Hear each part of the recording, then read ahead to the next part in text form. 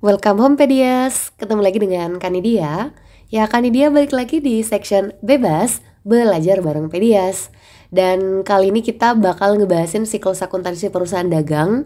Yang kemarin kita udah belajar perusahaan jasa. Dan kali ini kita ke temennya si perusahaan jasa alias perusahaan dagang. Nah mungkin di antara kalian masih ada yang perlu review lagi ya. Apa sih perusahaan dagang itu? Jadi perusahaan dagang itu guys, perusahaan yang membeli suatu barang, terus dia menjualnya lagi ke orang lain tanpa mengubah wujud dari barang itu. Kasih contoh misalnya kayak kalau di sekitaran kita kalian suka mungkin ke minimarket, let's say kayak Indo April.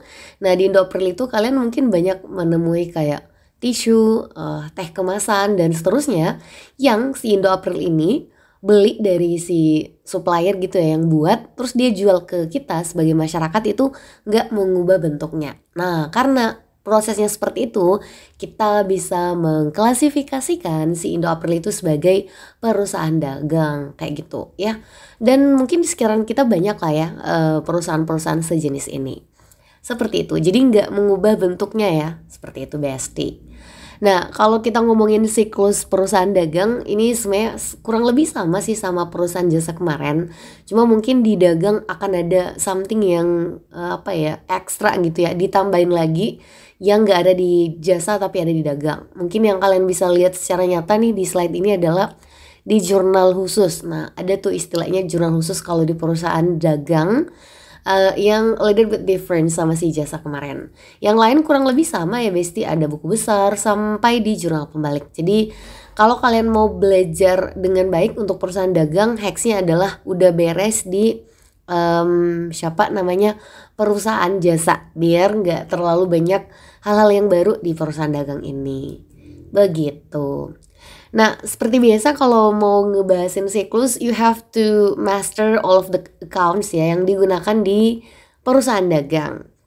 Sebenarnya secara umum kita bakal ketemu harta yang kemarin udah kita temu juga kan di jasa. Lalu ada juga geng utang, lalu ada juga geng modal. Mungkin yang berbeda di harta kita ada persediaan barang dagang. Nah persediaan barang dagang itu Besti adalah barang yang dibeli oleh perusahaan dengan niatan untuk dijual kembali. Jadi kalau sampelnya tadi Indo April itu adalah ya si teh kemasan itu, si tisu itu dan seterusnya. Itu yang disebut dengan persediaan barang dagang. Jadi barang yang dibeli dengan niatan untuk dijual kembali.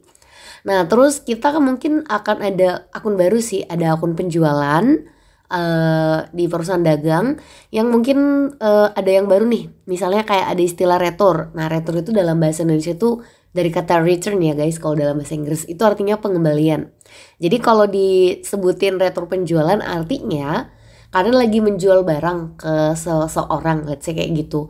Terus beberapa waktu kemudian orang itu datang dan terus ngomel gitu, barangnya nggak bagus, barangnya nggak sesuai kesepakatan di awal, saya mau balikin. Nah kalau kamu menerima pengembaliannya, maka saat itu kamu bakal merasakan yang dinamakan retur penjualan. Ya retur sebenarnya ada dua ya Besti, retur penjualan dan pembelian. Jadi kamu tinggal sesuaiin FOF-nya aja. Kamu kalau lagi menjual dan menerima retur berarti retur penjualan. Kalau lagi beli terus kamu yang mengembalikan barangnya ya berarti retur pembelian kayak gitu. Terus mungkin yang baru lagi ada potongan penjualan. Nah potongan is different sama different dengan si diskon. Biasanya kalau kita belanja ada diskon 10% off. Nah itu bukan potongan Besti. Walaupun mungkin kalau diterjemahkan dalam bahasa Indonesia artinya potongan ya. Potongan ini tuh refer ke transaksi kredit alias transaksi yang gak dibayar saat itu juga. Misalnya kalian beli barang hari ini tapi bayarnya masih let's say 2 minggu ke depan gitu. Itu kan namanya secara kredit ya.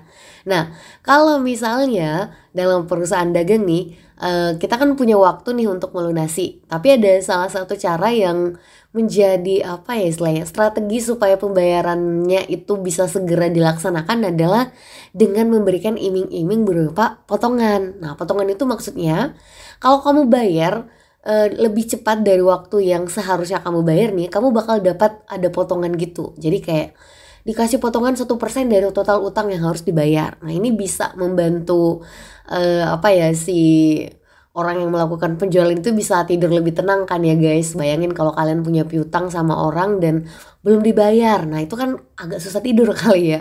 Jadi kalau misalnya ada potongan itu bisa membuat kalian bisa lebih tenang. Nah in other hand, kalian kalau lagi bertindak sebagai pembeli, ini jadi satu hal yang menarik banget of course. Karena kayak oke, kalau aku bayarnya lebih cepet, aku bakal dapat potongan nih. Jadi bayarnya jauh lebih murah. Jadi ini kinda win-win solution untuk both parties ya, penjual dan pembeli. Seperti itu. Lalu kalau pembelian ya kurang lebih sama, tapi ada beban angkut pembelian nih yang baru. Beban angkut pembelian artinya adalah eh, kita kalau beli barang kan kadang nih ya ongkos kirimnya dari toko penjual ke toko kita itu nggak ada yang kita sendiri kan yang bayar. Nah itu yang dimaksud dengan beban angkut pembelian. Nah sebenarnya kalau kita ngomongin kategori beban juga ada nih beban angkut penjualan. Nah, tapi ini semuanya tergantung kondisi aja ya guys. Jadi dilihat aja kondisi di lapangan. Ini ongkos kirimnya yang bayar siapa? Apakah penjual atau pembeli? Kalau pembeli yang bayar berarti namanya beban angkut pembelian. Tapi kalau penjual berbaik hati bilangnya nggak usah, nanti saya yang bayarin ongkos angkutnya dari toko saya ke toko kamu. Nah berarti itu beban angkut penjualan seperti itu. Nah dan juga nanti ada akun beban-beban ya of course, karena yang namanya usaha pasti kita perlu mengeluarkan sesuatu dan ini disebutnya sebagai beban, expense gitu. Oke kurang lebih seperti itu ya Besti akun-akunnya. Nah terus yang unik di perusahaan dagang kita bakal kenal ada akun PBD, tadi udah di-mention. PBD stands for persediaan barang dagang. Nah si persediaan barang dagang ini itu dalam prakteknya nanti ada dua metode, dua pilihan dalam mencatat persediaan barang dagang. Ada periodik dan perpetual. Yang paling banyak digunakan itu periodik ya Besti. Nah perbedaannya sebenarnya sederhana aja ya. Untuk anak-anak periodik ini dalam bahasa paling sederhana itu orang yang malas menghitung persediaan barang dagangnya tiap saat ya. Jadi kayak masa sih setiap saat kita harus ngitung gitu. Jadi ini cocok untuk perusahaan yang punya banyak barang dagang. Let's say kayak si Indo April tadi itu. Bayangin deh kalau kalian jadi pegawai Indo April terus sama bosnya disuruh ngitung stoknya setiap hari. Nah bakal pusing banget kan. Jadi kayak masa sih iya bos harus ngitung tiap hari. Nah lebih baik dibuat per periode tertentu aja. Let's say kayak sebulan sekali. Nah baru tuh dihitung yang tersedia di gudang yang ada di etalase itu berapa. Jadi lebih memudahkan. Itu untuk periodik. Nah perpetual juga bisa dipilih. Ini cocok untuk perusahaan yang barang dagangnya nggak banyak. Let's say kayak showroom mobil. Nah kalau showroom mobil kan segede-gedenya showroom mobil paling cuma berapa ya yang di display nggak tuh ya pokoknya yang ada tersedia gitu ya untuk kalian lihat paling cuma belasan. Nah itu jadinya kalaupun diminta untuk ngitung setiap hari 2 kali sehari pun kalian fine aja karena angkanya juga ya cuma modal telunjuk doang, gerak-gerak dikit udah tahu kan ya. Oh stok mobil masih ada segini bos, kayak gitu. Jadi perpetual punya kelebihan masing-masing. Nah tapi most of the time kita pakainya periodik ya. Dan di video kali ini juga pakainya metode periodik begitu. Kalau kita ngomongin siklus akuntansi sebenarnya ada banyak steps ya. Ini kan dia mulai dari neraca awal. Jadi ini asumsinya ini perusahaan yang udah ada sebelumnya. Jadi bukan perusahaan yang baru banget gitu dibuat. Nah tapi dalam case-nya nanti kalian bisa dapat perusahaan yang baru dibuat, perusahaan yang udah lama. Kalau perusahaan yang udah lama nanti boleh ikuti step ini. Tapi kalau misalnya baru berarti step pertama ini kalian boleh skip ya. Di skip aja karena emang gak perlu gitu. Nah kita mulai kalau misalnya kita punya data di awal ya. Ini per 30 November. Jadi sekarang kita udah masuk Desember ceritanya ya di siklus ini. Kita punya data sebagian akun di neraca saldo dengan saldo masing-masing. Sekali lagi ini baru akan menurutkan dia akan lebih mudah kalian pahami kalau kalian udah punya pondasi yang kuat di kemarin perusahaan jasa gitu. Nah selanjutnya tadi first thing first adalah posting ke buku besar. Ya sebenarnya kalau ini udah istilahnya udah dibuat di kemarin harusnya sih sudah ada. Tapi ya karena ini kita mau mulai dari awal ya Chin. Jadi kita mulainya dulu dari diposting dulu. Pastikan data NS itu udah ada di buku besar. Nah mungkin kan dia perlu highlight lagi. Ini sebenarnya udah dibahas juga di jasa kemarin. Di sini ada nomor. Ini nomor akun warna ungu ya 111 ditulis di sini. Lalu kita ada kas nama akun yang kan di lingkaran hitam ditaruh di sini. Terus yang di atas saldonya karena kita tahu debit 67 juta, maka ditaruhnya juga persis harus di debit dengan nilai yang sama. Kayak gitu. Jadi atas ini neraca saldo, potongannya sebagian aja, yang bawah ini adalah buku besar. Nah untuk tanggalnya Desember 1 ya, karena kita mau memulai ya Besti. Jadi tanggal 1, keterangannya kalian pakai saldo aja. Jadi sesuaikan nama dan masing-masing saldonya ya, saldo akunnya gitu. Oke, semoga bisa dipahami dan coba kita posting ya. Ini ada piutang, saldonya 16 juta debit, maka ditaruhnya juga 16 juta debit di buku besarnya. Lalu sama ada persediaan barang dagang, saldonya 3.700.000 di debit. Cepetin aja ya. Perlengkapan juga 2 juta di debit. Ya, jadi kurang lebih sama. Nanti kalian bisa pause dulu untuk dicek dan recheck kalau misalnya ada yang mau di make sure gitu. Terus ada iklan dibayar di muka, nilainya 1 juta di debit ya. Lanjut ada peralatan 35 juta debit juga. Next ada akumulasi penyusutan peralatan. Nah ini diperhatiin karena dia kredit saldonya, maka ya di buku besar juga harus ditaruh di kredit. Jadi disesuaikan aja ya Besti, debit, kredit, angkanya juga harus sama persis. Terus kita ada utang dagang 24.800.000 di kredit. Lalu ada modal Taylor, ini pemilik dari perusahaan kita ya, PT All Too Well, tolong jangan sambil nyanyi. Ini 90.900.000 rupiah di kredit.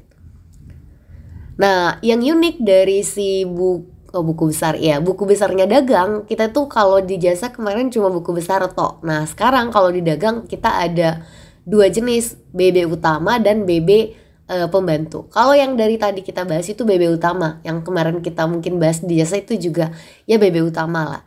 Nah sekarang ada namanya buku besar pembantu. Jadi dia itu memberikan informasi yang lebih detail terhadap akun-akun tertentu. Nah contohnya misalnya akun piutang.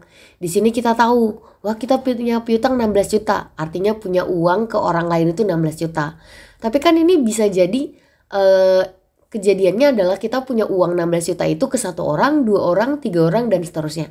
Nah daripada kita meng-assume dan hasilnya tidak akurat, kita bisa cek di BB pembantu. Kita bakal dikasih tahu, oh 16 juta ini yang piutang ini sebenarnya itu kita punya kepada 2 pihak aja. Ada kepada UD Pantang Menyerah dan UD Ceria. Nah masing-masing nilainya ada nih di sini. Ternyata UD Pantang Menyerah punya utang sama kita 15 juta. Sementara kalau Ceria cuma 1 juta. Nah nanti kedua angka ini nih 15 tambah 1, kalau kalian jumlahin dapatnya 16 juta kan. Ya dan angkanya harus sama persis nih sama angka yang ada di debit piutang dagang di BB utama kita. Jadi yang bagian atas ini tuh BB utama. Terus datanya di breakdown di BB pembantu kayak gini. Oke, semoga bisa dipahami. Gak semua akun punya BB pembantu ya. Oke. Next, BB pembantu lagi untuk akun utang. Nah, kita punya utang sama orang 24.800.000. Ini ke 1 orang atau berapa orang? Cari informasinya di BB pembantu. Ternyata di sini hanya ada 2 ya. Kita punya utang kepada 2 pihak aja.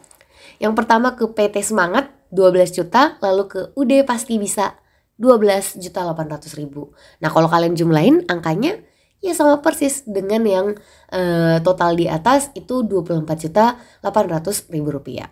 Seperti itu. Jadi kita bisa tahu, oh ternyata utang kita sebanyak ini tuh ke siapa aja. Jangan-jangan cuma ke 1 orang atau 2 orang kayak gitu. Oke, semoga bisa dipahami sejauh ini ya Besti. Nah lanjut kita bakal ke step selanjutnya, finally. Kita akan mencoba menganalisis jurnal umum dan jurnal khusus. Nah ini ada yang baru nih di perusahaan dagang ya, jurnal khusus.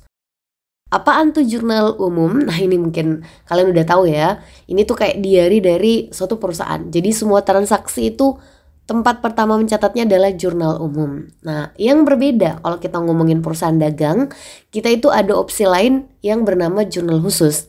Jadi kalau kemarin kalau di jasa ada transaksi auto ke jurnal umum. Nah sekarang kalau di perusahaan dagang ada transaksi itu pilihannya ada 2. ke jurnal umum atau ke jurnal khusus. Jadi nggak dua-duanya masuk ya Besti, choose one. Jadi nggak boleh semuanya gitu ya. Ini kan dia udah pernah buat videonya ya. Sebenarnya udah ada beberapa potongan video juga tentang perusahaan dagang. Nanti kan dia taruh linknya di description box. Kalian bisa cek karena mungkin video ini tuh kan dia nggak bakalan terlalu lama ngebahasinnya karena bakal panjang banget gitu. Oke. Nah, di jurnal khusus sendiri itu ada 4 pilihan lagi nih, Besti. Ya, jadi kalau ditambah dengan yang tadi jurnal umum, ada total 5 pilihan jurnal di perusahaan dagang yang bisa kita pilih. Ingat, satu transaksi hanya akan masuk ke salah satu jurnal ini. Ada yang disebut dengan jurnal penerimaan kas. Ya, sesuai dengan namanya, si jurnal ini itu bertugas untuk mencatat semua transaksi yang membuat kita terima kas atau uang tunai gitu ya. Nah, di lawannya ada pengeluaran, berarti yang membuat kita mengeluarkan uang, misalnya bayar gaji, bayar sewa, dan seterusnya. Terus ada jurnal penjualan. Nah, ini harus dicatat baik-baik. Walaupun katanya cuma jurnal penjualan, ini tuh guys spesifik hanya untuk penjualan secara kredit. Jadi menjual secara kredit, alias duitnya belum ada saat itu. Kalau kita menjual tunai, ya kan kalau menjual tunai ada uang ya, berarti masuk di penerimaan kas. Ingat, satu transaksi hanya boleh masuk ke jurnal ini. Kan dia udah pernah buat bahkan lumayan banyak contoh soalnya ya, biar kalian bisa lebih kayak analisisnya bisa lebih bagus. Nanti boleh nonton juga videonya tentang itu. Lalu ada jurnal pembelian, sama ini spesifik hanya untuk membeli secara kredit, baik itu barang dagang ataupun barang-barang lain yang dibutuhkan di perusahaan. Nah, kalau misalnya ada transaksi, itu prioritasnya kayak gimana Kak? Kalau ada transaksi, prioritasnya cari dulu di antara 4 jurnal khusus ini, ada nggak sih space untuk si transaksi itu. Nah, nanti kalau misalnya baru ketolak karena nggak ada yang istilahnya nggak ada yang masuk dalam kualifikasi gitu ya, baru ditampung di jurnal umum. Jadi jurnal umum itu agak sedikit ditinggalkan ya kalau di jurnal perusahaan dagang ya, karena dia itu hanya menampung semua transaksi yang udah nggak ada tempatnya di jurnal khusus gitu. Nah, kita langsung coba aja melihat transaksi-transaksi yang ada. Nah, ini ada kurang lebih beberapa transaksi untuk PT All Too Well selama bulan Desember 2023. Kalian bisa pause dulu, kalau mau enak boleh dianalisis dulu. Nah, kalau udah kita langsung aja ya menganalisisnya dari tanggal ke tanggal. Ini tanggal pertama, perusahaan beli barang dagang nilainya 7 juta secara tunai. Oke, kita bisa langsung bilang karena secara tunai berarti kas kita berkurang 7 juta pastinya. Lalu karena kita membeli barang dagang, ini kita mencatatnya dengan kata pembelian. Nah, ini mungkin yang sedikit berbeda ya. Ini untuk transaksi kalau kita pakai metode periodik. Sekali lagi semua pencatatan di video ini tuh pakai metode periodik. Karena kalau kalian perpetual ini bakal berbeda. Perpetual itu pakai akun persediaan barang dagang. Jadi gimana Kak membedakannya? Kan itu udah pernah buat, tapi kemungkinan akan dibuat versi yang lebih baik lagi. Perbedaan antara pencatatan anak periodik dengan anak perpetual. Kayak gitu. Kalau periodik analisisnya seperti ini. Nah, sekarang kita tahu bahwa ini karena kita beli berarti kas kita keluar ya, maka dia masuk ke jurnal pengeluaran kas. Jurnal pengeluaran kas tampilannya seperti ini. Ini udah format berlaku umum.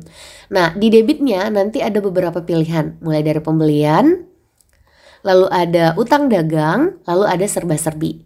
Nah, terus di kreditnya ada kas dan ada potongan pembelian.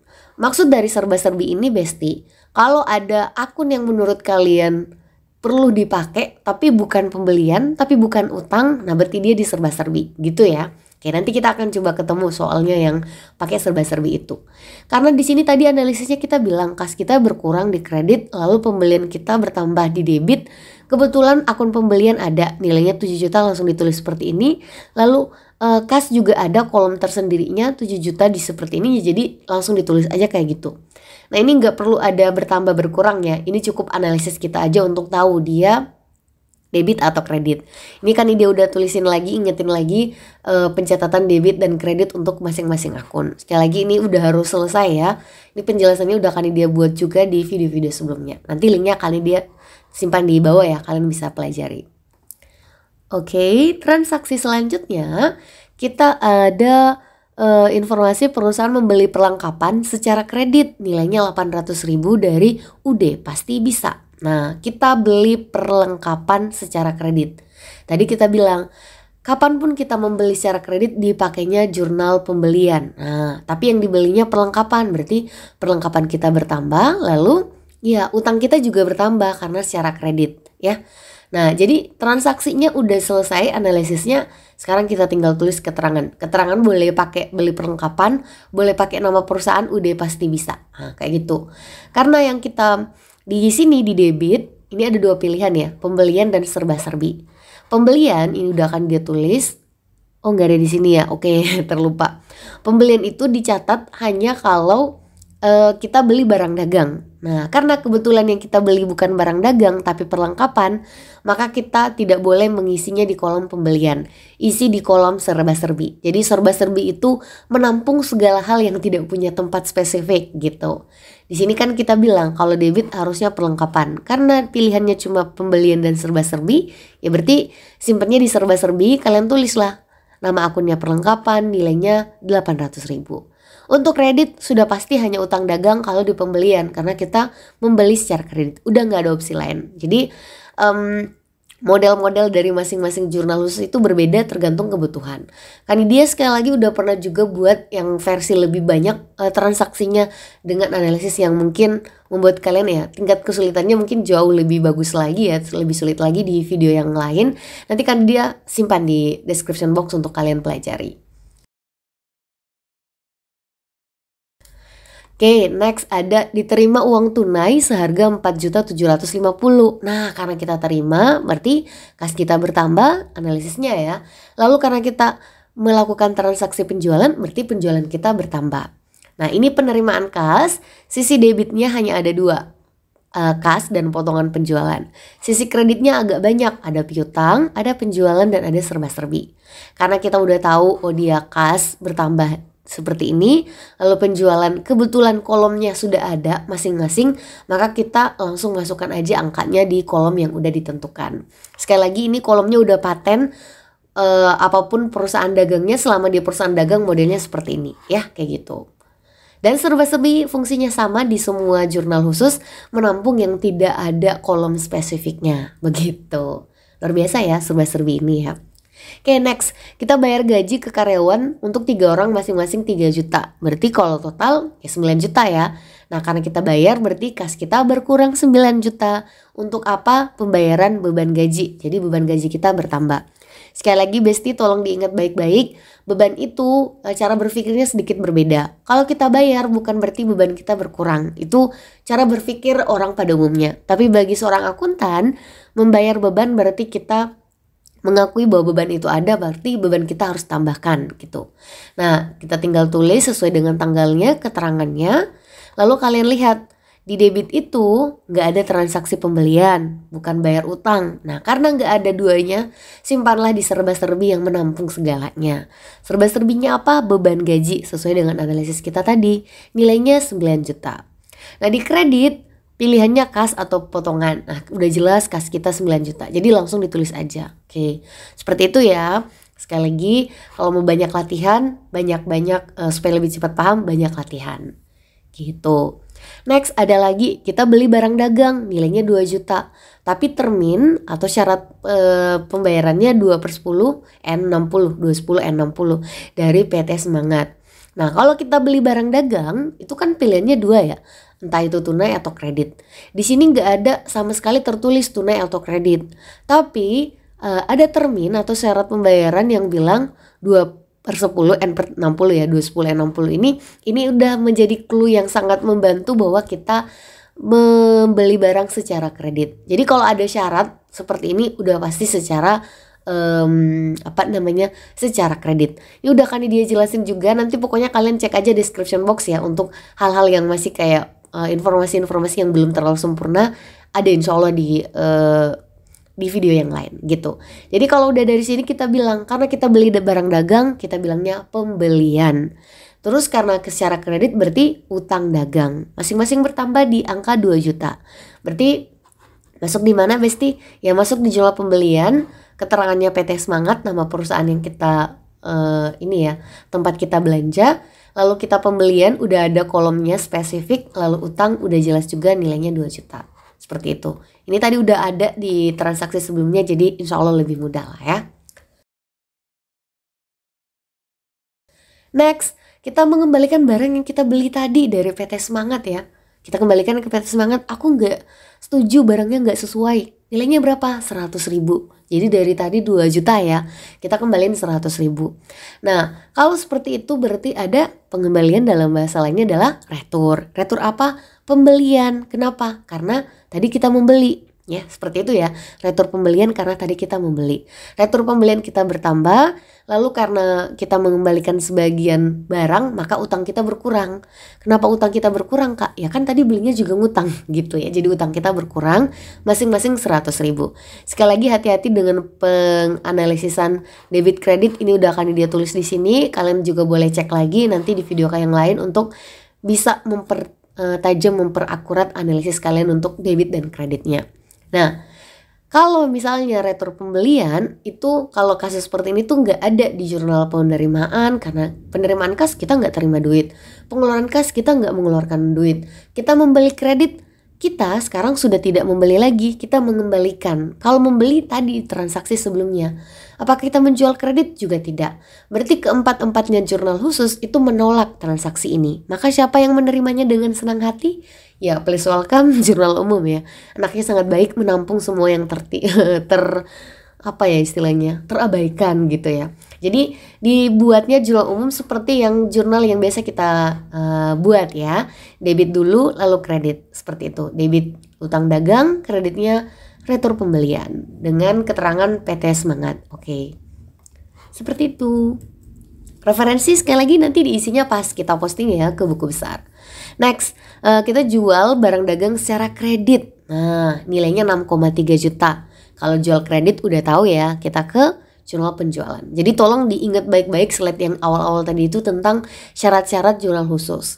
Terus kita udah tahu karena kita menjual berarti penjualan bertambah. Karena menjualnya secara kredit berarti kita punya piutang. Sekali lagi piutang itu kalau kita punya uang di orang lain ya, orang lain yang akan bayar kita. Nah, jadi kalau jurnal penjualan cukup simple. Kalian cukup tulis nama, kok nomor faktur kebalik Besti, astagfirullah, ini kebalik ya. Harusnya nomor fakturnya 2/9/30. Salah ya ini. Astagfirullah, ini kesalahan yang ini harusnya nama perusahaannya keterangan nih ya di sini. Lalu ini syaratnya ya. Astagfirullah, ini nggak fokus. Sorry banget Besti. Disesuaikan saja ya. Jadi 2/10 itu syarat. Keterangannya udah ceria. Nah, kolomnya harusnya dipindahin sedikit nih ke sebelah ya. Oke. Nah, untuk jurnal penjualan dia lucu. Karena udah pasti penjualan debit, piutang debit penjualan kredit, maka dia langsung satu kolom aja. Angkanya 6,3 juta. Jadi di antara jurnal penyesuaian, jurnal khusus menurut Kanidia ini yang paling simple. The simplest one adalah si jurnal penjualan. Seperti itu. Next, diterima pengembalian barang yang rusak ya dari UD Ceria. Nah, tadi kita jual ke dia, ternyata dia datang mengembalikan barang 300.000 yang rusak gitu. Apa yang kita lakukan ya, kita mengakui ada retur penjualan karena tadi kita jual, retur kita bertambah, lalu piutang kita ke dia si UD Ceria itu berkurang karena ya dia nggak harus bayar full lagi karena ada barang yang rusak kan, kayak gitu. Nah, kalau retur biasanya dalam kasus paling umum buat retur penjualan atau retur pembelian simpennya di jurnal umum. Kecuali kalau ya returnya untuk barang yang dibeli tunai, ya itu beda kasus, ya itu pasti akan mempengaruhi either penerimaan atau pengeluaran kas gitu. Tapi jarang banget kasus seperti itu ya. Yang ada itu kalau kita transaksinya kredit. Maka sesuai dengan catatan jurnal umum, debitnya ditaruh di atas, kreditnya menyusul dengan aturan seperti ini. Kalau kalian udah selesai di perusahaan jasa kemarin, insya Allah ini mudah kok ya. Easy peasy, pisti busy. Oke. Lalu kita ke tanggal selanjutnya, terjadi pelunasan tagihan dari tanggal 14. Nah, kalau kalian nanti kembaliin videonya ke beberapa menit sebelumnya, tanggal 14 tadi itu ternyata kita menjual, lalu setelah itu kita terima retur kan, dan sekarang orangnya datang membayar, melunasi utangnya. Nah, jadi tadi kalau diingat-ingat di tanggal 14 itu kita ada termin atau syarat pembayaran itu 2/10 N/60 kalau nggak salah. Nah, 2/10 itu tadi Besti artinya adalah tadi ada sih di slide-nya kan, dia lupa bilang ya. 2/10 itu kalau dia lunasi dalam 10 hari ya, dalam 10 hari itu dia bakal dapat potongan 2%. Nah, tadi transaksinya tanggal 14. Sekarang tanggal berapa? Tanggal 21. Itu berapa hari? Ya kalian hitung dari 15 ya. 15, 16, 17, 18, 19, 20, 21. Itu tepat 7 hari. Jadi masih masuk dalam perhitungan potongan. Karena kan potongan bilang kalau lunas 10 hari. Nah ini cuma 7 hari. Dapat diskon berapa? 2. Jadi dari 2/10 itu tadi ya. Jadi dapat potongan 2% dari total piutangnya kita gitu. Jadi kalau piutang kita ke dia kan sisa 6 juta ya. Kenapa dapat 6 juta? Kalian nanti bisa cek awalnya dia sebenarnya ngutangnya 6,3, tapi dia kembaliin barangnya tadi retur 300 ya. Jadi sisa 6 juta. Maka tolong diperhatiin baik-baik kalau besok kalian dapat soal seperti ini yang ada potongan, baik itu potongan penjualan atau pembelian, pastikan dicek baik-baik nominal piutang dan utangnya. Jangan sampai ada retur di tengah-tengah, karena kalau ada retur piutang ataupun utang akan berubah. Nah ini contoh kasus yang ada retur di tengah-tengah. Jadi piutangnya berkurang jadi 6 juta. Nah maka kalau ditanyain potongan ya 2% dari piutang berarti totalnya 120.000. Berarti berapa kas yang kita terima? Kita punya piutang sama orang itu 6 juta. Terus karena kita baik kita bilang saya potong 120.000. Nah berarti berapa yang kita terima? Sisa diselisihkan dapatnya 5.880.000 rupiah. Nah dengan analisis seperti itu ya kita bakal ketemu ini analisisnya kas, potongan, dan piutang. Lalu dimasukkanlah ke kolom-kolom yang udah disiapkan di jurnal penerimaan. Kebetulan akun-akun ini sudah punya kolom spesifik, jadi semuanya disimpan aja di kolomnya masing-masing. Kita nggak menggunakan serba-serbi karena nggak ada akun yang tidak tertampung di kondisi ini ya, kayak gitu. Oke, dikit lagi untuk transaksinya, kita bayar beban listrik air telepon 2 juta. Berarti kas kita berkurang, of course, beban listrik air telepon kita bertambah. Maka ini masuk ke jurnal pengeluaran kas. Karena beban listrik air telepon bukan pembelian, bukan utang, dia disimpan di serba-serbi. Nilainya langsung ditulis, untuk kas langsung ditulis aja 2 juta. Seperti itu. Harusnya mudah karena tadi udah beberapa kali ketemu ya, case yang kurang lebih mirip. Selanjutnya, finally udah selesai nih ya, semua tadi analisis transaksinya. Nah ini kan dia coba rekap masing-masing tampilan dari jurnal penerimaan kas kalau digabung dari beberapa transaksi tadi, sama juga dengan pengeluaran kalau digabung. Nah yang unik kalau di jurnal perusahaan dagang, setelah selesai semuanya dibuatkan jurnal, kita harus merekap ya, menjumlahkan dari atas aja kayak gini, dijumlahin aja ke bawah ya gitu ya, dijumlahin secara vertikal ke bawah gitu ya, seperti ini dijumlahin semua. Nah selanjutnya jurnal khusus yang lain ada penjualan dan pembelian sama dijumlahkan di ujung. Ini nggak usah dijumlah karena cuma satu aja, langsung aja kayak gitu. Nah kalau jurnal umum juga ini tadi rekapannya karena ada 2 jurnal umum, kalau direkap jadinya seperti ini. Ingat ya kalau pembuatan jurnal atau apapun itu harus ada judul laporan terdiri atas 3. Ini udah akan diulang-ulang di siklus jasa kemarin. Lalu tulis juga halaman jurnalnya untuk mengetahui kita lagi ada di mana. Ini jurnal umum halaman 1 seperti itu. Jangan lupa jumlahkan dan pastikan seimbang ya Besti. Oke, sampai sini semoga bisa dipahami ya. Oke, kita lanjut. Nah, step selanjutnya dari siklus akuntansi dagang adalah kita akan membuat buku besar. Ya, ini udah diajarkan juga di siklus yang kemarin jasa ya. Nah, untuk kalian buku besar itu sebenarnya dia cuma merupakan laporan yang mengklasifikasikan transaksi per akun-akun. Jadi supaya kita bisa fokus. Oh, ini transaksi yang berkaitan dengan kas dan seterusnya kayak gitu. Nah proses memindahkan jurnal umum ke buku besar itu namanya posting.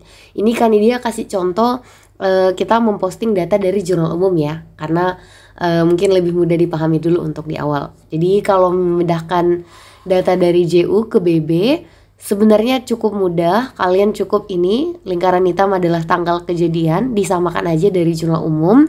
Lalu keterangannya kalau kan dia kemarin setiap kali membuat jurnal itu dibuat keterangan. Nah, jadi ini sebenarnya keterangan gak wajib dibuat ya. Tapi kalau kalian buatnya dari awal itu akan sangat membantu nanti kalau udah bikin buku besar. Jadi istilahnya kalian tinggal copy paste aja dari JU ke BB. Selanjutnya saldonya yang debit itu juga tinggal dipindahin. Jadi kalau dia debit dipindahin ke debit. Kalau kredit ya dipindahin ke kredit kayak gitu. Ini tadi udah ada gambaran sedikit ya di awal waktu kita posting NS awal gitu. Nah kalau misalnya transaksinya kemudian bertambah, misalnya kayak tadi tanggal 1 sekarang tanggal 2, sama aja sih tanggal, lalu tinggal kopes keterangan. Nah saldonya juga sama, yang kan di lingkaran orange ini 10 juta juga sama ditaruh di kredit. Nah cuma mungkin yang perlu di highlight lagi adalah penetapan saldo. Jadi kalau misalnya masih dari awal tadi 50 juta di awal, ya langsung ditulis 50 juta aja kan. Nah tapi sekarang karena udah ada dua kondisi, maka nggak sesimpel itu cara menghitung saldonya. Ini kan dia udah tulis kalau saldonya sebelumnya dan yang sekarang itu sisinya sama, jumlahin aja. Tapi kalau sisinya berbeda dengan yang sebelumnya, itu diselisihkan. Maksudnya nih kayak gini nih. Sisi sebelumnya kan saldonya 50 juta ya ini ya. Terus ada pendatang baru saldonya kredit 10 juta. Nah debit dan kredit sisinya beda ya. Maka karena dia beda, angkanya harus diselisihkan. Tinggal dikurangi aja berarti 50 kalian kurangi dengan 10 juta, dapatnya ya 40 juta. Sisinya tetap ditaruh di saldo yang terbesar, sisi yang terbesar saldonya. Kalau kasus ini tuh debit kayak gitu. Oke, semoga bisa dipahami ya. Nah jadi kalau di buku besar, iya benar, dalam membuat buku besarnya si dagang itu nanti kita kan ada dua opsi jurnal kan ya, JU dan JK. Nah JK itu kalau kan dia biasanya naruhnya di ujung aja. Nanti dia satu hal yang unik atau menyenangkan dari buku besarnya, posting ke buku besarnya jurnal perusahaan dagang itu lebih simpel. Jadi kalau jurnal umum tadi kan ada dua akun ya, dua ayat jurnal umum. Nah tinggal kita posting, caranya masing-masing udah akan dia buat. Di sini di jurnal umumnya ada dua akun yang terpengaruh ya, ada utang dan ada retur, masing-masing udah akan dia buat. Jadi sekali lagi ikuti aturan yang tadi, tanggalnya ditulis ulang, lalu keterangannya ditulis sama. Nah sisinya ditaruh debit dan kredit. Kalian boleh skip aja, bukan skip, udah fokus. Boleh di pause aja videonya. Nanti kalau misalnya ada yang nggak jelas di dalam proses memahaminya, boleh ditinggalkan di kolom komen hal-hal yang mengganggu ya. Karena ini sebenarnya kalau kalian udah paham jasa, insya Allah ini mudah kok. Jadi kita cukup memindahkan atau memposting data JU ke buku besar. Tadi kita ada dua ayat jurnal umum, ini yang pertama dan ini yang kedua. Retur penjualan ditemani sama piutang dagang. Karena ada dua akun yang terpengaruh, maka akan ada dua buku besar juga yang akan kita istilahnya, kita lakukan perubahan mulai dari retur dan juga piutang kayak gitu. Ini harusnya mudah ya, insya Allah Besti ya. Nah tadi kan dia bilang kalau udah selesai di jurnal umum baru kita memposting data jurnal khusus. Ada 4 ya. Nah bagusnya kalau jurnal khusus itu nggak perlu diposting per tanggal. Jadi nggak semua ya, cukup ambil yang rekapitulasinya aja secara umum. Misalnya nih di jurnal penerimaan kas, kita punya akun kas. Nah ini ada 2 tanggal kan, nggak usah diposting satu-satu Besti. Kalian tinggal rekap aja. Rekapannya kan udah ketahuan nih 10 juta di sisi debit ya. Bentar. Ini ketahuan rekapannya 10 juta di sisi debit. Maka itu aja yang langsung kalian pindahin ke buku besar kas. Jadi kas ini di sini ya. Nah, keterangannya kalian tulis aja, kalau kan dia singkat JKM ya, jurnal kas masuk. Boleh yang lain, yang penting nyambung. Kalau mau versi lengkap boleh, tapi kepanjangan kali ya. Nah, langsung angkanya yang kalian ambil aja langsung ini nih, 10 juta ditulis di sini. Jadi nggak usah di split lagi 4 juta satu kali posting, lalu postingan selanjutnya 5 juta. Enggak usah Besti, langsung aja rekapitulasinya di debit karena ini debit. Nah setelah itu untuk penentuan saldo ya sama kayak yang tadi. Kalau sisinya sama dijumlahin, kalau sisinya beda diselisihkan gitu. Nah selanjutnya masih di jurnal penerimaan kas, debitnya kita dapat juga potongan penjualan nilainya 120. Berarti lakukan hal yang sama, ini debit 120 karena nggak ada sebelumnya maka saldonya langsung kayak gitu. Jadi mudah kok seperti ini. Nah selanjutnya di sini kita juga ketemu piutang dagang 6 juta. Langsung lakukan hal yang sama ya. Jadi piutang dagang 6 juta tapi sisinya udah kredit, makanya ditaruhnya juga di sini kredit kayak gitu. Untuk penentuan saldo masih sama ya guys ya. Oke, ini dicepetin aja. Nah, di penjualan juga sama, angkanya 4750, maka taruh juga 4750. Oke. Ini kayaknya bukan, oke, kesalahan teknis ya guys ya. Harusnya bukan akun potongan penjualan ya. Ini kan dia salah tulis, harusnya cuma penjualan. Oke. Oh, sorry, my bad. Nah, setelah selesai penerimaan kas, kita ke pengeluaran kas. Ini ada beberapa juga nih. Misalnya kita lihat nih, di sini di kolom pertama pembelian nilainya 7 juta debit. Ya berarti akun buku besar pembelian 7 juta di debit. Langsung aja karena ini nggak ada temennya, jadi mudah kok untuk penentuan saldonya. Dilakukan hal yang sama lagi. Nah, tapi sedikit ada perbedaan kalau misalnya kita ketemu serba-serbi. Kalau serba-serbi nggak boleh langsung nilai akumulasinya, jumlahnya. Karena kan di serba-serbi itu akun yang muncul bisa jadi berbeda. Ini kalian bisa lihat ya, beban gaji dan beban LAT. Karena mereka dua hal yang berbeda, jadi nggak boleh ngambil angka yang 11 juta ini. Cukup ambil per kejadian. Misalnya si beban gajinya itu nilainya 9 juta. Oke, berarti pakainya beban gaji nih 9 juta. Nah, nanti kalau untuk beban LAT ya dimasukin terpisah 2 juta, maka di sini juga 2 juta. Jadi perhatikan sedikit, fokus sedikit untuk di bagian serba-serbi. Sisanya sama aja. Contohnya kayak ini di bagian kredit, nilainya total adalah 18 juta. Ya berarti langsung aja kredit 18 juta. Penentuan saldo masih sama dengan yang tadi ya. Terus kita ada jurnal penjualan. Nah, kalau penjualan itu walaupun gak dikasih tahu, kita udah harus paham bahwa yang debit adalah piutang dan penjualan adalah kredit. Jadi nggak usah bertanya-tanya lagi ini kolomnya apa. Akunnya cuma ada dua, piutang dan penjualan. Piutangnya 6.300.000 sesuai dengan kan dia tandain warna putih ini. Lalu penjualan juga sama 6.300.000 tapi dia kredit. Ini udah kan dia taruh ya. Piutangnya debit, penjualannya kredit. Sisanya sama aja gitu. Terus apa lagi? Pembelian. Nah, jawab pembelian ini ada beberapa kolom. Mulai dari akun pembelian dulu nilainya 2 juta. That's why di sini pembelian nilainya juga 2 juta di debit. Terus apa lagi? Ada serba-serbi. Ingat serba-serbi, hati-hati per akun ya. Perlengkapan 800, maka kita buatnya perlengkapan 800.000 debit gitu. Terus yang terakhir ada utang di kredit 2 juta. Makanya di sini juga kita tulisnya utang 2 juta. Oke, ini salah jumlah ya, 2.800.000 harusnya. Oke, kesalahan nih, gak fokus ya. Sorry guys. Nah, selanjutnya kita juga harus memindahkan data. Tadi masih inget ya, ada yang disebut dengan BB pembantu. Nah, BB pembantu ini kalian lihatnya per tanggal. Nanti tinggal di apa ya, dicek baik-baik aja lagi ya. Kalau tadi kan dia sempet tandain ya, kalau di piutang kan ada dua akun ya guys, dua perusahaan maksudnya, ada UD Pantang Menyerah dan UD Ceria. Kalau Pantang Menyerah tadi dia sempat ada di transaksi awal aja, jadi cuma 1 kali. Tapi UD Ceria dia sempat muncul di transaksi Desember, makanya ada perubahan. Jadi caranya untuk penentuan ini sama aja sih, kalian tinggal melihat lagi, oh kalau tadi piutang kita bertambah maka ditaruh di debit, kalau ada yang berkurang ditaruh di kredit begitu. Nah, nanti yang kan dia udah taruh warna putih ini 15 juta tambah 1 juta, itu kan totalnya 16 juta. Harus sama dengan saldo piutang. Nah, ini kebetulan angkanya sama. Bukan kebetulan, memang harus sama angkanya. Kalau beda berarti ada sesuatu yang keliru ya guys, jangan dilanjutin dulu. Nah, sama juga untuk utang, kita perbaharui lagi data, siapa tahu ada perbedaan dari November tadi ke Desember. Kalau kalian perhatiin tadi, ternyata baik UD Pasti Bisa ataupun Semangat ada perubahan ya. Pasti Bisa tadi ada tanggal 4 Desember, sementara Semangat ada 10 dan 13. Jadi akan ada perubahan di utang kita ke kedua perusahaan ini. Nah, sekali lagi nanti jumlah saldo akhir UD Pasti Bisa kalian jumlahkan dengan PT Semangat harus sama nilainya dengan total utang kita yang nilainya adalah Rp27.500.000. Seperti itu. Nah, selanjutnya kita akan membuat neraca saldo. Ini udah disampaikan juga kan di sebelumnya ya, tapi nggak apa-apa, kita coba ya mengingat lagi.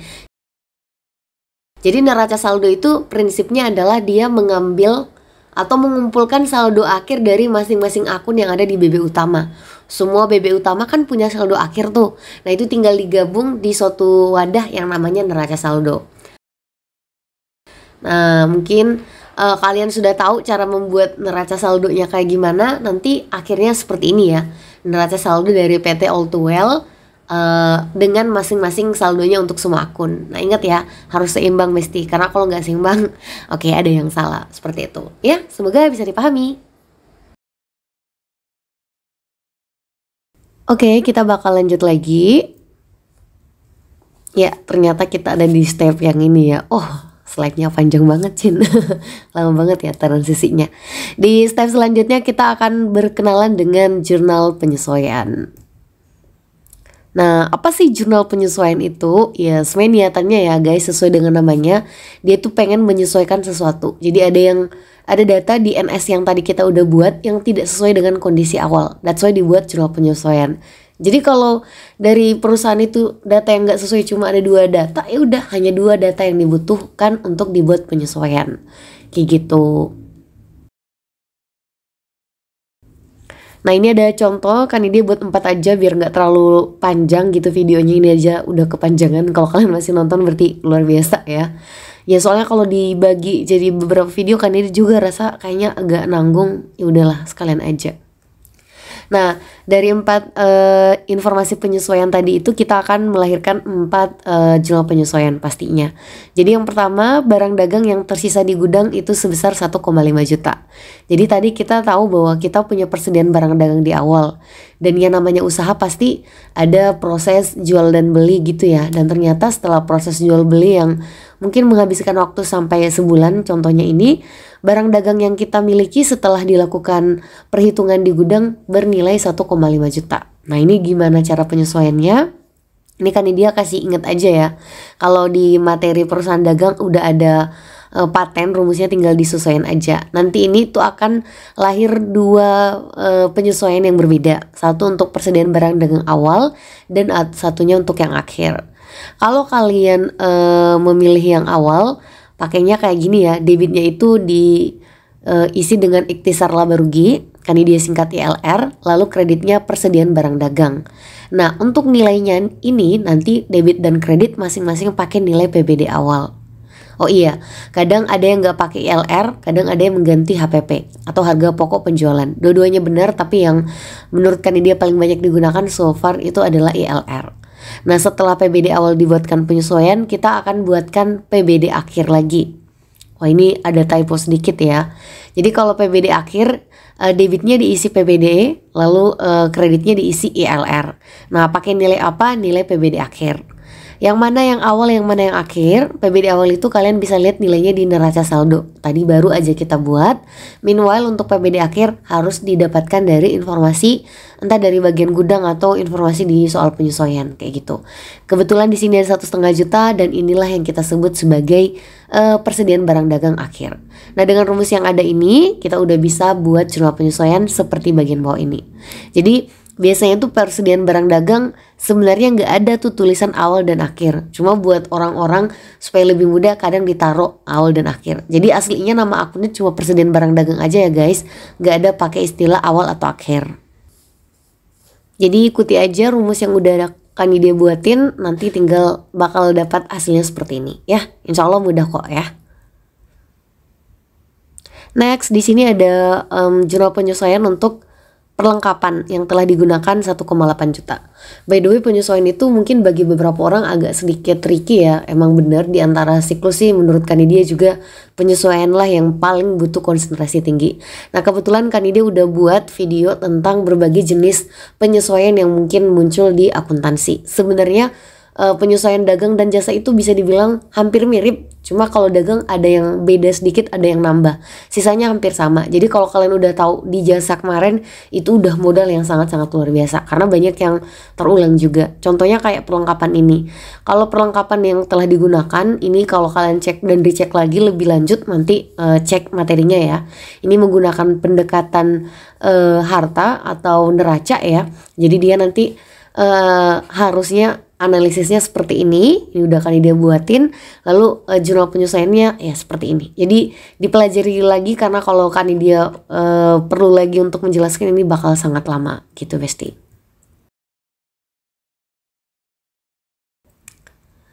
Sama untuk peralatan ini juga udah akan dia buatin videonya, dan kalau peralatan disusutkan pasti yang debit adalah beban penyusutan peralatan dan kredit temennya akumulasi penyusutan peralatan. Nilainya digunakan aja data penyesuaian yang sudah ada ya. Kalau nggak ada berarti menggunakan rumus. Kan dia juga udah pernah buat rumus-rumus yang bisa digunakan. Kebetulan di sini udah ada angkanya langsung 2,3 juta, jadi nggak usah butuh energi lagi ya. Ini langsung dimasukin aja datanya 2,3 juta seperti itu. Next di penyesuaian selanjutnya, dari total 10 kali ternyata 6 kali iklan itu sudah diterbitkan. Jadi tadi kita punya iklan dibayar di muka, sudah dipakai 6 kali, sudah diterbitkan 6 kali. Nah kalau seperti ini kasusnya nanti kalian cek di playlistnya itu untuk sesuatu yang dibayar di muka, penyesuaian harta dibayar di muka. Dan kalau kasus seperti ini tuh beban iklan debit, iklan dibayar di mukanya kredit. Pakai nilai iklan yang terpakai. Cara mendapat angkanya 6 dibagi dengan 10, artinya 6 dari 10 yang tergunakan ya, dikali iklan dibayar di muka secara total. Kalau kalian cek nanti nilainya adalah 1 juta, maka kalau di kalkulasikan nanti keluar hasilnya 600.000. Sekali lagi ini baru akan sangat mudah kalau misalnya kalian kembali mengulang lagi materi penyesuaian gitu. Nah dari 4 data yang tadi udah kita coba analisis terpisah, kalau direkap tampilannya bakal seperti ini. Ada jumlah penyesuaian. Ingat pastikan selalu kalian membuat laporannya, lalu ada jurnalnya, ini halamannya, dan terakhir pastikan seimbang Besti. Oke, semoga bisa dipahami. Nah selanjutnya seperti kata pepatah, namanya jurnal itu nggak akan jadi kalau nggak ada postingannya ke buku besar. Jadi lakukan posting, ini udah sama persis dengan yang tadi, bahkan lebih mudah karena ini udah dijelasin juga di jasa. Jadi kan dia cepetin aja ya. Sekali lagi cara mempostingnya sangat mudah. Pindahkan saja akun yang dibutuhkan, lalu dengan sisi-sisinya debit dan kredit dan seterusnya. Ini kan dia cepetin aja. Lalu ini untuk penyesuaian kedua, ikhtisar laba ruginya, lalu persediaan barang dagang.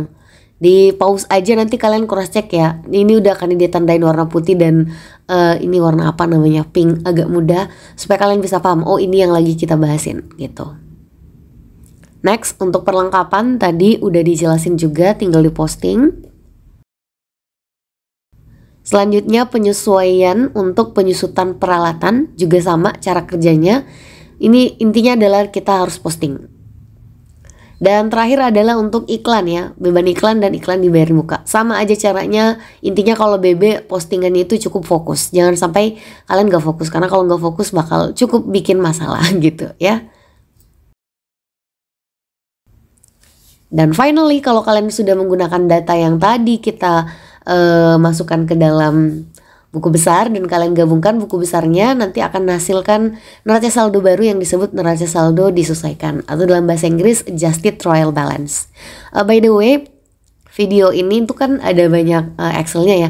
Nanti kan dia bakal taruh Excelnya di link Excelnya ya kalau kalian pengen lihat baik-baik, karena ini nggak bisa kalau misalnya diperlihatkan semua ya. Jadi kan dia kasih potongannya aja, nanti Excelnya kalian download aja di ini ya, di mungkin di kolom komen atau di mana nanti kan dia simpan. Oke, semoga bisa dipahami ya Besti.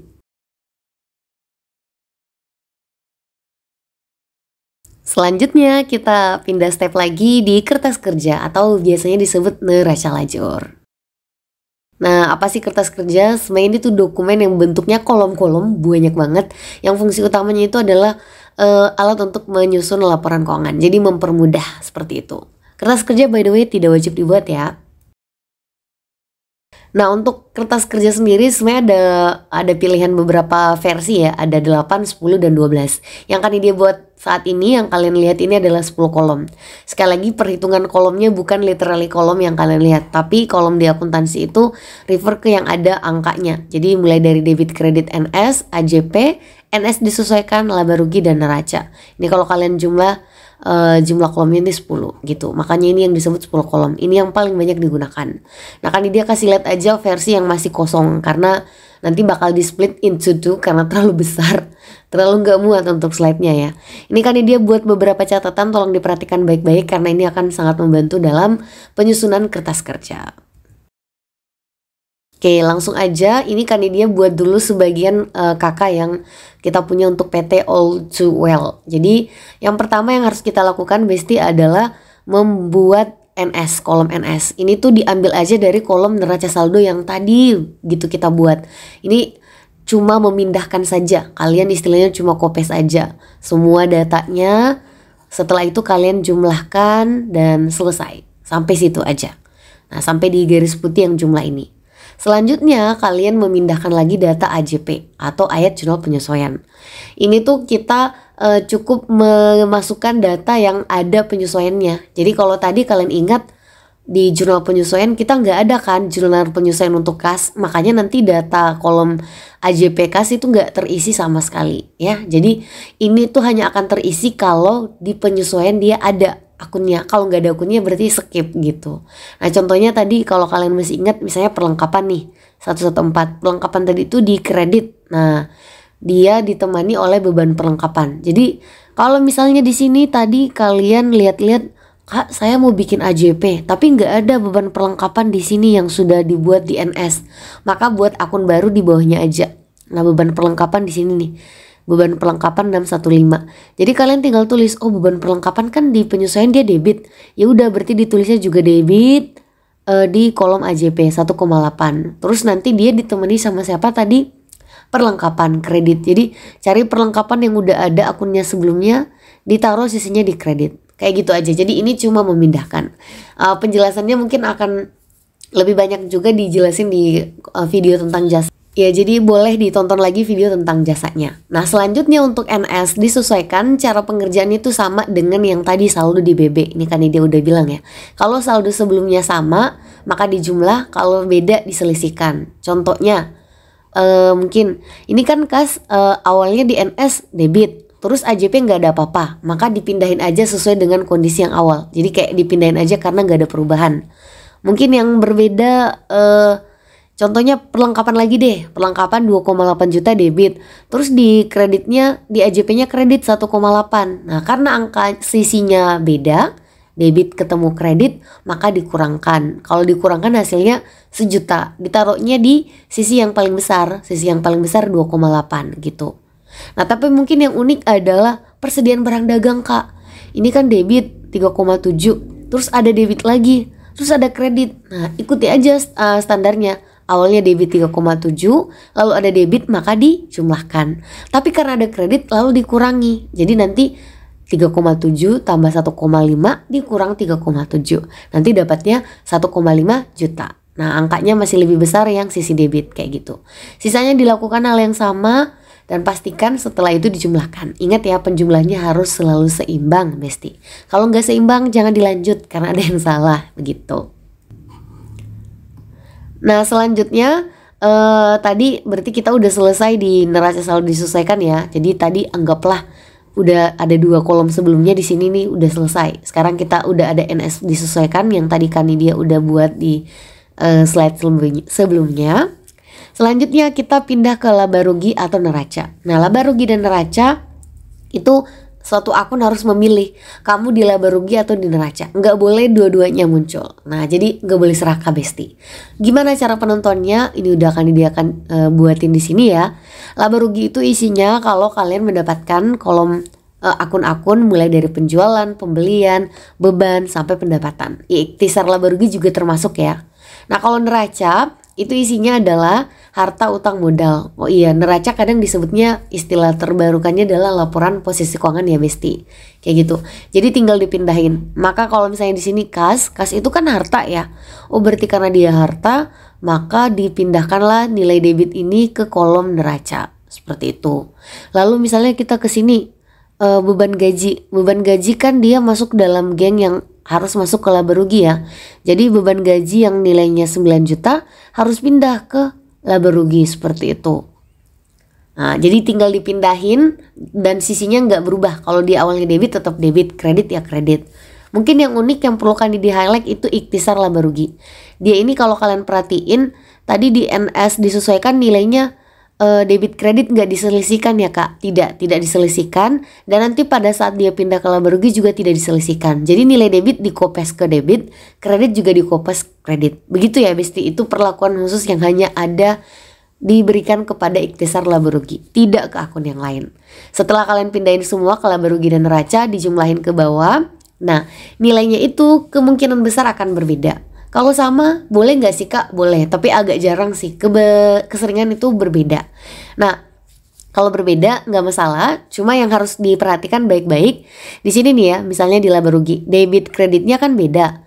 Nah caranya adalah kalian selisihkan. Nah kalau di sini kalau diperhatikan selisihnya 28 dikurang 12 itu kurang lebih 16 juta. Begitu ya selisihnya. Terus di neraca juga debit kreditnya beda. Pasti beda, lalu diselisihkan lagi 129 juta dikurang 113an juta. Diselisihkan kurang lebih angkanya 16an juta. Nah angka yang 16 juta ini guys itu harus sama. Jadi nggak boleh selisih laba rugi beda dengan selisih neraca. Salah, harus sama angkanya. Nah dan penentuan angkanya sama juga, posisinya juga ada polanya ya guys. Kalau misalnya dia seperti yang kandidat dan warna coklat ini, mereka itu kalau terisi yang coklat berarti dia rugi. Nah nanti kalau misalnya terisi yang ungu, 2 kolom ini berarti dia laba. Nah gimana cara menentukan kalau dia harus di coklat Kak? Caranya adalah angka selisih itu ditaruh di sisi yang saldonya paling kecil. Misalnya jadi debit ini kan tadi 28, sementara kreditnya kan 12. Nah kalau kita lihat kan, wah lebih kecil yang kredit Kak. Maka 16 itu harus ditaruh di sisi yang kredit. Biar nanti kalau dijumlahin ke bawah nilainya jadi sama. Jadi 28 ditambah 0 ya katakanlah. Di sini tetap 28. Sementara 12 ditambah 16 udah dapat 28. Dan angkanya seimbang deh. Jadi seimbang itu pasti akan terjadi, cuma kayak butuh one step lebih lama kalau di sini ya, di bagian laba rugi di kertas kerja. Sama nanti di bagian neraca juga ya. Kalian bakal melihat oh ada selisih juga dan angkanya pada akhirnya juga akan seimbang. Jadi ini sangat-sangat penting ya guys. Kalau rugi angkanya yang terisi bakal di bagian coklat-coklat, warna coklat-coklat. Kalau dia laba di bagian warna ungu-ungu. Gak mungkin kebalik ya. Kalau kebalik ada sesuatu yang salah, jangan dilanjutkan. Seperti itu ya, semoga bisa dipahami. Jadi dari soal ini tuh kita ada kesimpulan bahwa perusahaan kita rugi ya. Biasanya sih soal-soal keseringan laba ya Besti, tapi kan dia buatnya cuma sedikit berbeda, kita buatnya rugi gitu ya.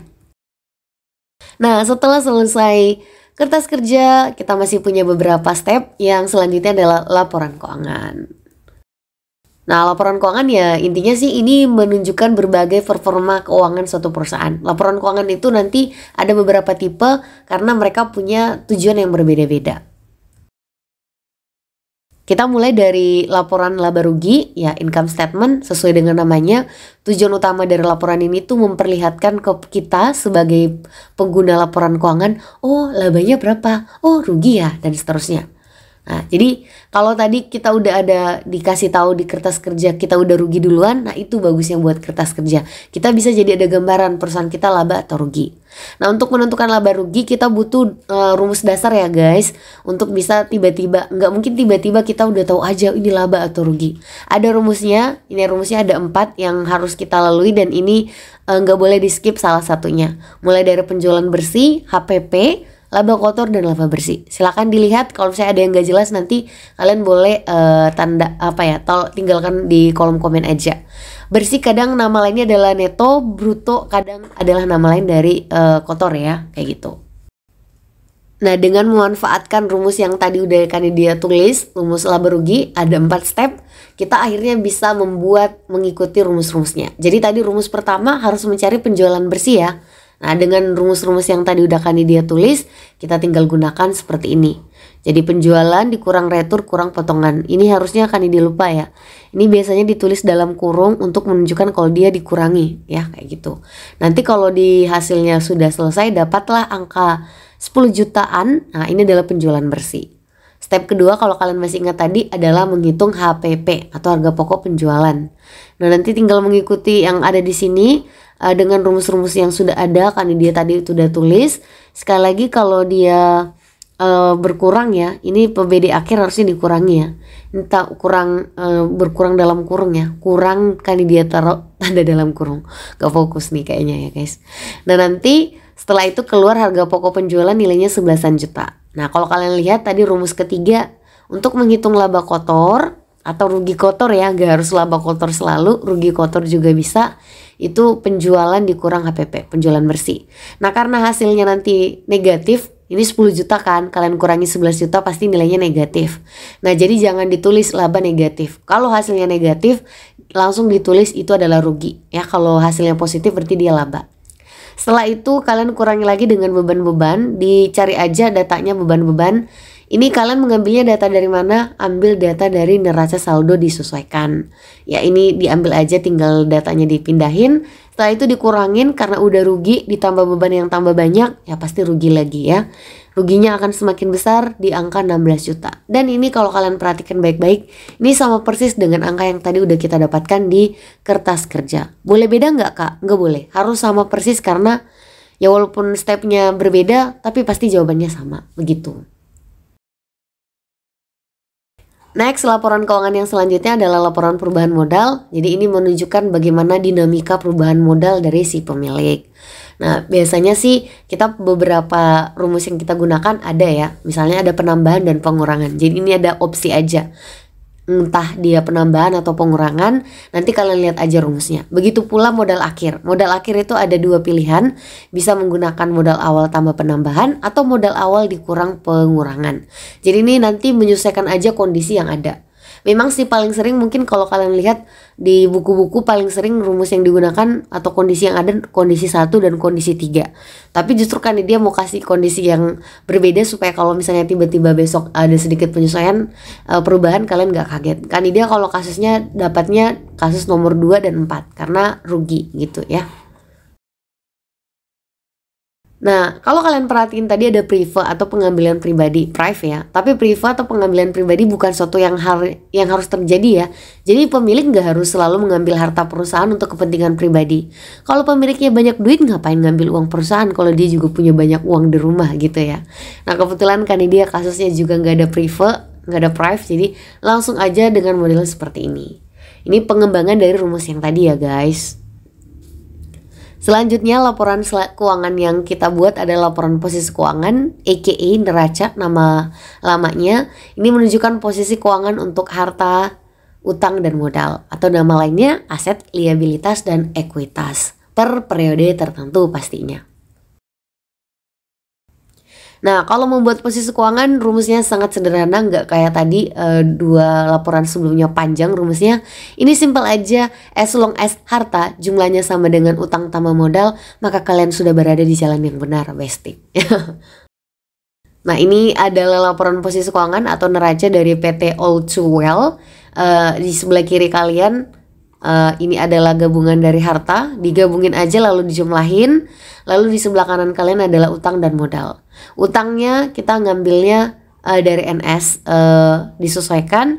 Nah ini yang perlu dicatat baik-baik. Modal, ini modalnya nggak pakai modal awal atau modal yang ada di neraca saldo disesuaikan. Tapi ini modal yang diambil dari yang tadi banget barusan kita buat laporan perubahan modal. Jadi nggak boleh, makanya urutannya itu diacak-acak, harus tadi udah sesuai.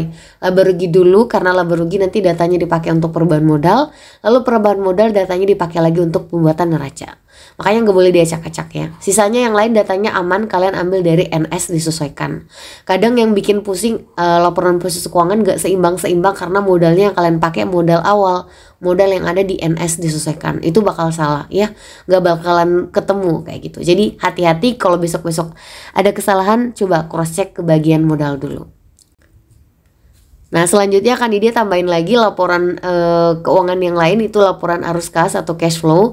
Sesuai dengan namanya ini menunjukkan apa ya, apa aja hal-hal yang bisa menyebabkan kas kita atau uang tunai kita di perusahaan itu berubah, baik itu bertambah atau berkurang, seperti itu. Nah secara umum sebenarnya ada 3 faktor ya, ada karena aktivitas operasi, aktivitas investasi atau pendanaan. Nah kalau di kasusnya kita ini hanya ada 2 aktivitas ya, operasional ya, baik itu dari jual, membeli dan seterusnya, bayar beban. Ini kan dia udah tulis ya. Kalau di laporan arus kas, intinya adalah kalau dia membuat uang bertambah ya positif, tapi kalau membuat uang berkurang dibuatnya negatif. Negatif itu biasanya ditaruh dalam kurung ya kalau laporan keuangan. Nanti tinggal dijumlahin aja, kebetulan ini angkanya lebih banyak pengeluaran dibandingkan penerimaan, makanya hasilnya negatif. Kita nggak ada aktivitas investasi. Nah terus pendanaan itu dari ini ya, dari awal tadi ya, kas awal yang kita lihat dari di awal banget tadi tuh ya, di NS awal. Nah angkanya berapa nih? 67 juta. Jadi kalau digabungin tadi minus 7 jutaan ditambah 67 ya hasilnya adalah 59 juta. Nah angka 59 juta ini juga merupakan angka dari saldo akhir kita di buku besarnya kas ya, jadi pasti sama ya. Kalau kalian mau lihat juga bisa juga di NS disesuaikan, pasti sama angkanya, di cross check aja seperti itu ya. Semoga bisa dipahami.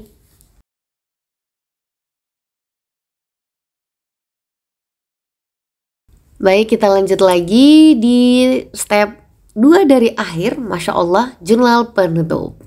Semangat. Nah jurnal penutup ini tujuan utamanya adalah dia pengen menutup akun-akun laba rugi atau akun prive ya, akun nominal biasanya disebutnya kayak gitu. Nah untuk jurnal penutup ini udah nggak perlu lagi kita data ekstra ya, karena kita udah tahu dari sononya jurnal penutup itu apa aja. Kan ini udah pernah buat teori terpisah, nanti kalian cek lagi. Nah tapi mungkin yang kan dia kemarin buat itu jasa. Nah terus gimana dong kalau dagang? Dagang itu tinggal penyesuaian dikit aja Besti ya. Jadi kalau di dagang ada ekstra ya, karena kan ada akun penjualan dan pembelian yang gak ada di jasa, sisanya sama aja.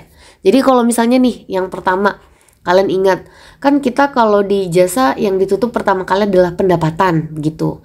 Nah tapi kalau di dagang akun utamanya adalah penjualan, makanya dia di sini bakal pakai penjualan seperti itu.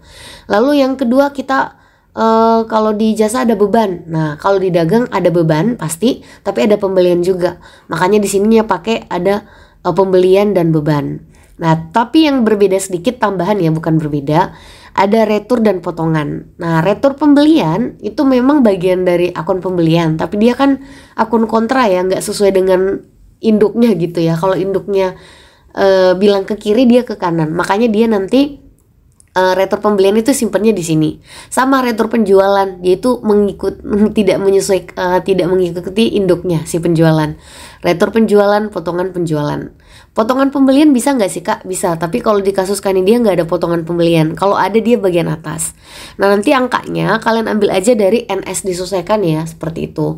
Terus yang bagian ikhtisar laba rugi, baik itu yang akun yang ini nih, di jurnal yang ini atau di bawah ini, itu adalah penjumlahan dari sisi kawannya. Jadi contohnya nih, yang ini 11 juta sebenarnya diambil dari 11 juta yang ini ditambah dengan 100 ribu dapat 11 juta 150. Terus kalau ikhtisar laba rugi yang angkanya 25 jutaan sekian ini itu diambil dari mana? Dari penjumlahan angka dari 9 juta ini sampai ke bawah 1 juta 800. Nanti kalian jumlahin aja, itulah angka ikhtisar laba rugi. Sisanya data-data yang ini kita ambil dari NS disesuaikan. Nah untuk yang ketiga, kita mau menutup laba atau rugi. Kasus kita adalah kita menutup rugi. Kalau rugi modelnya seperti ini. Kan dia udah buatin penjelasannya detail banget di yang kemarin. Kalau dia laba, kalau dia rugi, karena akan beda model penutupnya. Nah nanti modal ini bukan akun modal ya, tapi ini adalah akun rugi. Tadi masih ingat ya, rugi kita 16 juta, makanya 16 juta. Jadi jangan sampai kalian memasukkan data akun modal. Makanya cek kembali teori dari jurnal penutup step-stepnya biar nggak salah di bagian ininya gitu. Karena kalau dijelasin lagi terlalu panjang. Terus apalagi setelah selesai jurnal, walaupun tanpa ada aturan tertulis harus selalu posting. Ini postingnya seperti ini kan dia mungkin akan cepetin aja.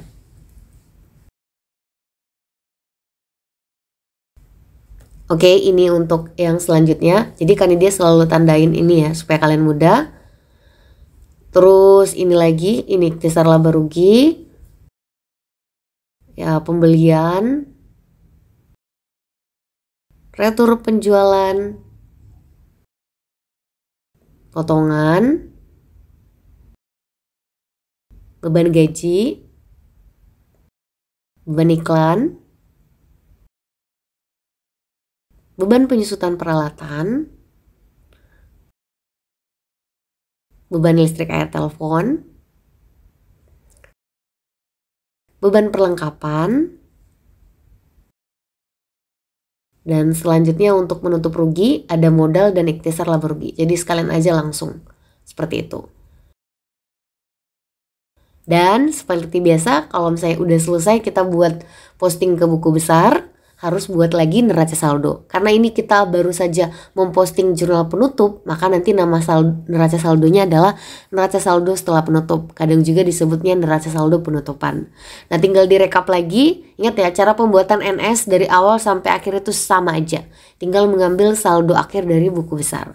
Digabung datanya yang sudah ada dari kas sampai di akhir. Kak kok kayak sedikit ya akunnya? Iya betul, karena tadi akun-akun nominal mulai dari penjualan, pembelian, beban-beban itu akan hilang, musnah menjadi 0. Makanya NS tutup kita itu menjadi lebih singkat. Ingat, apapun yang terjadi harus seimbang ya Besti. Kalau nggak seimbang jangan dilanjut. Dan finally kita udah ada di step terakhir, Masya Allah, jurnal pembalik. Ya jurnal pembalik sama dengan kakak ya Besti, kertas kerja tadi itu nggak wajib dibuat. Tapi tentu saja ada benefit kalau kita membuat jurnal pembalik. Dalam buku-buku biasanya itu menjaga konsistensi pencatatan sebelumnya. Nah jurnal pembalik itu sama antara jasa dan dagang, ada 4 aja hal yang kita perlu balik. Ini udah akan dia catat. Untuk penjelasan tentang jurnal pembalik lebih detail udah akan dia buat video terpisah. Feel free atau sangat direkomendasikan untuk dicek Besti apa aja sih yang masuk dalam jurnal pembalik dan cara membuatnya. Ini kan dia nggak ngulang-ngulang lagi. Nah sedihnya kalau kalian lihat tadi 4 kategori yang punya syarat untuk dibalik, ternyata kan yang dibalik itu jurnal penyesuaian ya guys, bukan jurnal yang lain atau data yang lain. Jurnal penyesuaian yang kita punya itu nggak ada yang masuk dalam kategori qualified untuk kita balik. Maka apa yang terjadi? Ya kita nggak bisa membuat jurnal pembalik karena nggak ada yang bisa kita balik gitu. Ya maunya sih ada, tapi kebetulan kasus yang dia buat nggak ada ya, jadi nggak perlu kayak gitu. Dan kalau sudah seperti itu berarti berakhirlah sudah jurnal siklus akuntansi kita. Kalau saya buat jurnal pembalik Kak, ya go ahead bikin jurnal pembalik lalu posting ke buku besar ya Besti. Setelah itu akan lahir neraca saldo terbaru, namanya neraca saldo setelah pembalik atau kadang disebutnya neraca saldo awal karena itu awal periode. BTW jurnal pembalik dibuatnya di awal periode. Di siklus akuntansi yang jasa kemarin kan dia ada jurnal pembaliknya sampai akhir juga ada. Jadi kalian kalau penasaran kepo boleh cek nanti aplikasi jurnal pembalik tapi di jasa. Dagang kurang lebih sama ya. Tapi kasus ini nggak ada seperti itu. And finally kita udah ada di akhir. Masya Allah ini video yang terpanjang. Mungkin kan dia sekali lagi sorry karena nggak mau membaginya menjadi beberapa part biar kalian bisa lebih fokus. Thank you udah menonton sampai akhir, kalian luar biasa kalau ada yang nonton sampai akhir. Kalau ada yang nonton sampai akhir boleh bilang ya di kolom komen Kandi takutnya nggak ada yang nonton sampai akhir. Oke, thank you. Dan kalau kalian suka dengan konten Ekopedia, thank you untuk supportnya, dan semoga kita selalu bersemangat belajar, berbagi ilmu yang bermanfaat, dan sehat selalu serta selalu bersyukur. Alhamdulillah. Sampai jumpa di video Kanidi yang lain. Bye bye Besti. Assalamualaikum.